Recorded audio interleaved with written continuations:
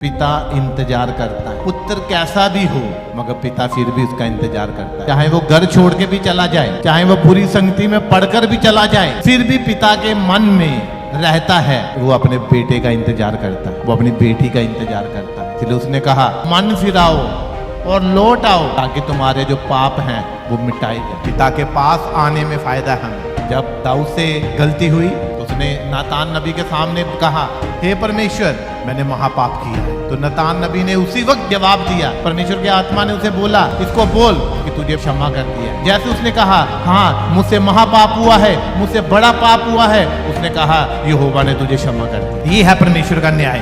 आओ हम न्याय बांधकर उसके न्याय सिंहासन के पास चले कि वो दया करे। उसका न्याय उसी वक्त है। अगर आप उससे पश्चाताप करोगे, उससे बोलोगे, वो उसी वक्त क्षमा कर देगा। ये उसका न्याय है। जा बेटा मैंने तुझे माफ कर दिया। दाऊद ने उसी वक्त कहा हाँ मुझसे गलती हो गई, हाँ मुझसे महापाप हो गया, मैंने यहोवा की नजर में जो बुरा था मैंने वही कर दिया है। हाँ मुझसे पाप हुआ है, मुझसे महापाप हुआ है।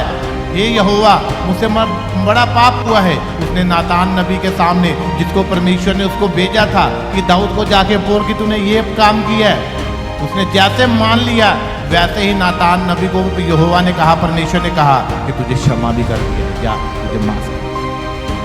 ये न्याय है। बात क्या है, हम जितने लंबे समय तक अपने पाप को अपने पास रखे रहेंगे उतने लंबे समय तक पाप काम करता रहेगा। अगर हम उसको, इसलिए उसने कहा जो अपने पापों को मान लेता है और छोड़ देता है उस पर दया की जाएगी, और जो अपने पापों को छुपा के रखता है और नहीं मानता, अंगीकार नहीं करता, उस पर श्राप आती है। तो परमेश्वर का न्याय दाऊद के साथ क्या था? उसने कहा हाँ प्रभु परमेश्वर मुझसे महापाप हुआ। तो नातान नबी ने उसी वक्त, परमेश्वर ने उसी वक्त नातान नबी को मैसेज दिया, जा क्या कर। कहता यहोवा ने तुझे क्षमा भी कर दिया, तूने अंगीकार कर लिया, तूने उसी वक्त किया, उसी वक्त उसने माफी दे दी। ये पिता है।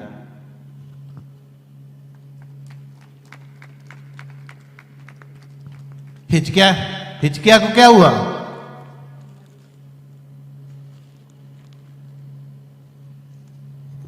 उसने जब ये सुना कि तू पलंग में पड़ा पड़ा मर जाएगा,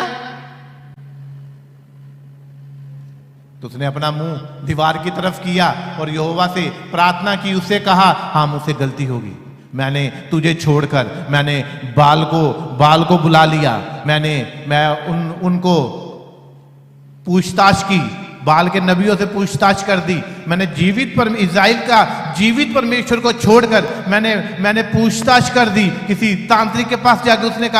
उसने कहा मुंह मोड़ा, उसने दीवार की तरफ किया।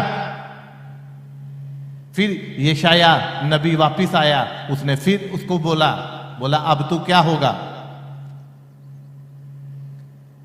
कहता यहोवा यूं कहता है कि तू मरेगा नहीं, तेरी 15 साल उम्र जो है वो बढ़ा दी है। उसी वक्त इंस्टेंट, ये है परमेश्वर का न्याय सिंहासन। अगर आपसे कोई गलती है, कोई पाप हुआ है, आप उससे उसी वक्त अंगीकार कर लो। जितना बहस करोगे, जितना नहीं मानोगे, उतनी लंबी सजा हो जाएगी। आज जेलों में लोग क्यों हैं? क्योंकि वो मानते नहीं, तो उनको कहे तब तक जेल में रहो जब तक मानेगा नहीं।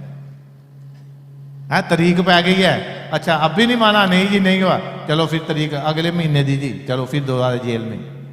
अगर वो उसी वक्त मान ले, ये तो ये संसारिक है जेल, मगर जो परमेश्वर का न्याय है वो उसी वक्त है। क्योंकि पिता जो है वो अपने बच्चे को उसी वक्त माफ कर देता है, उसी वक्त उसको क्षमा कर देता है, जीवन दान दे देता है उसी वक्त।